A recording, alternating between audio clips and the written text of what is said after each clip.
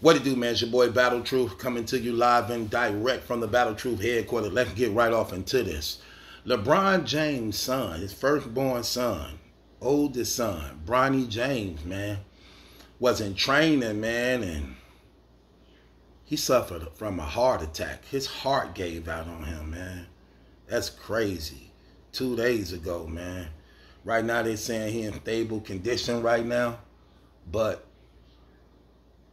nobody expected that. That boy young. That boy ain't even 20 years old. And you suffer from a heart attack like that? Something going on with that picture, man. And again, there's a lot of speculations, man. And I know they're going to get to the bottom of things, but at the same time, a lot of things going to be disclosed and private. But I don't know, man. That ain't good. That's why when you LeBron James like that, man, you got to be stern on your kids, man. Seeing who you is, seeing just as you loved, you hated, and seeing that a lot of these rich people kids are privileged, and they be having all these advances and things that they get away with as a result of being privileged.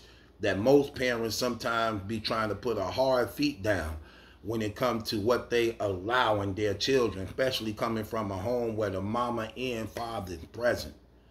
I done seen Bronny James literally on videos smoking weed and stuff. I'm like, hold on, that ain't good.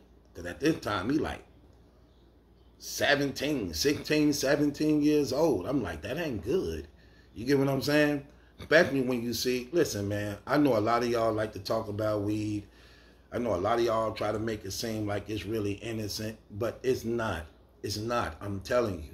It's not. That stuff is strong, just as strong as crack, just as strong as heroin. I'm telling you what I know. A lot of y'all don't like to admit that because you're doing it. So you would say, no, it's not. No, it's not. Yes, it is. Yes, it is. I remember when I used to sell marijuana. At that time, that stuff was $50 an ounce. $50 an ounce. Now it's like $3.50 an ounce. $3.75 an ounce. Really? What that tell you? That it's a hybrid. They have now put so many chemicals on it. It's just as strong as crack and heroin.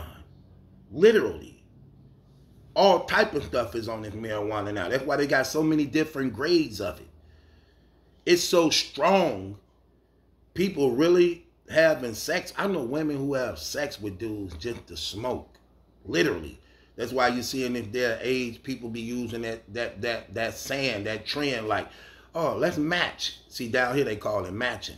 Let's match. Or, you know what I'm saying, you want to smoke something. That usually, it used to be a time when you talk to girls, you come up to them like, hey, how you doing, baby? You beautiful. You know what I'm saying? You look good, you know.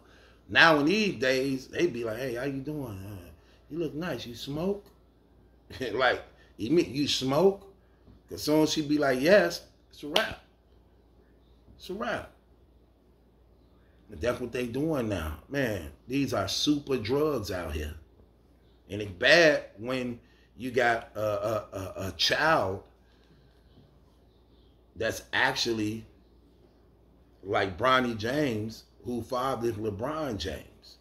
That's why you hear about most of them stars, when they becoming junkies and they lose everything. You know why that be one of the reasons why? Because when you have a reputation and name like that and come from money like that, the person who you copping your drug from want to keep you addicted, because that's how they get their money. So he want to keep you addicted. He want to keep you dependent on them. So they going to make sure you have the most potent drug. And they will go out of their way to actually put more stuff on it behind the scenes you don't know about, to actually make sure you be addicted to that stuff. I'm keeping it 100 with you. It is a dirty, shifty game out there. I used to live it. So I know how it is. I'm going to keep it 100 with you. I remember when I had a shipment come in one day. And I used to cop it together. I used to cop the cocaine and heroin together. And somehow, some of the cocaine ended up getting mixed with the weed. We tried our best to separate as much as we could from the weed or the cocaine. So some of the cocaine had weed in it. Some of the weed had cocaine in it. And as drug dealers, what you think we did? Got rid of it? No. We still sold it. So some of them people actually bought weed that had cocaine in it. We didn't tell them. Why would it be any different? And that's the mentality of how drug dealing go. No. That's how come I'm saying it's a lot of things coming that factor like that. And that young boy be with them friends be jealous, things like that too. Them friends be jealous, LeBron James, ain't they father jealous that they ain't fortunate like he is fortunate, and you'll even have them. I'm talking about this is a dirty, shifty game. You never know. That happens a lot. That's why, again, when you're a parent and you're dealing with that, man, you got to be stern. You got to be stern. Or you'll find yourself literally being responsible for your children being drug addicts and things like that. Not to say that that was the case in this man's situation, but I saw when he was smoking that weed and stuff on the internet. Y'all can look it up, Bronny James smoking weed. And you would just see it, like, and I'm like, that ain't good. And I wonder what his father said about that. You know what I'm saying? Because that ain't good at all. Especially, again, when your father is the face of the NBA too. That look bad. You know what I'm saying? And to see that this dude heart completely gave out on him while at practice, and this man ain't even 20 years old, you'll figure he'll be in good top condition with all that working out and training and things like that. But you could overwork yourself at times. Again, we don't know what it was because they ain't really saying much about it, but it's just the point, man. And his career could be over now. Nobody really want to take chances with him like that now. I'm pretty sure his father had a lot of expectations to want to play ball with him. After something like that happened, I'm pretty sure now they got to evaluate him. A lot of teams gonna be very cautious to want to put him back out there again, depending on how he recovered from this too, what type of effects it may play on the body. So that's bad. But overall, the good thing about it is his father's a billionaire. So whether he play ball or not, he's set for the rest of his life, especially being the oldest and firstborn. So he ain't gonna never have a want or need for anything. Just keeping it 100 with you. But that's not good, man. That's crazy right there. That's crazy. But it's just something of awareness to let you know how you should appreciate life. Because tomorrow ain't promised to nobody. And I know their family wasn't expecting that at all.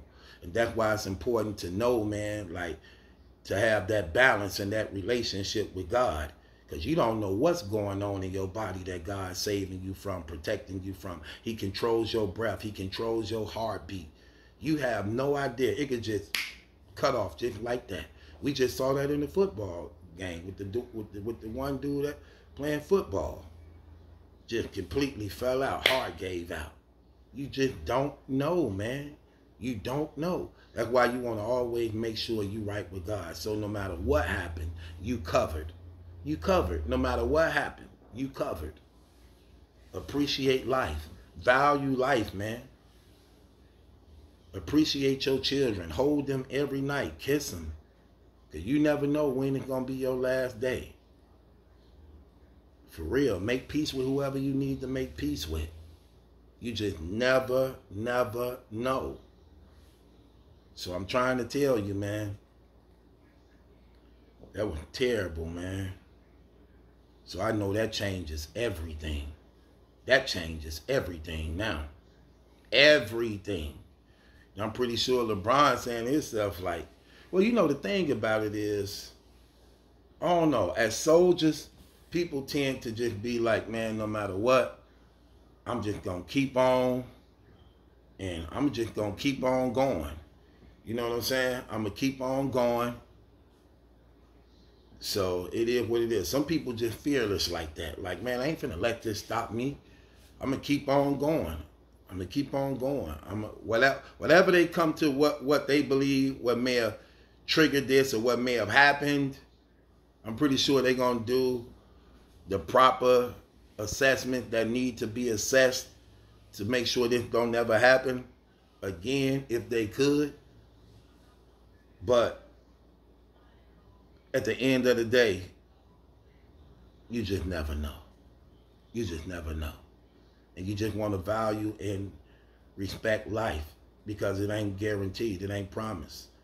You know what I'm saying? It ain't promised to nobody.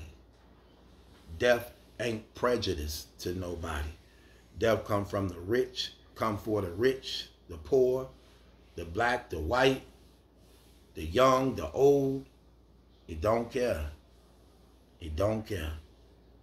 So keep them up in y'all prayers if you believe in the Lord Jesus Christ.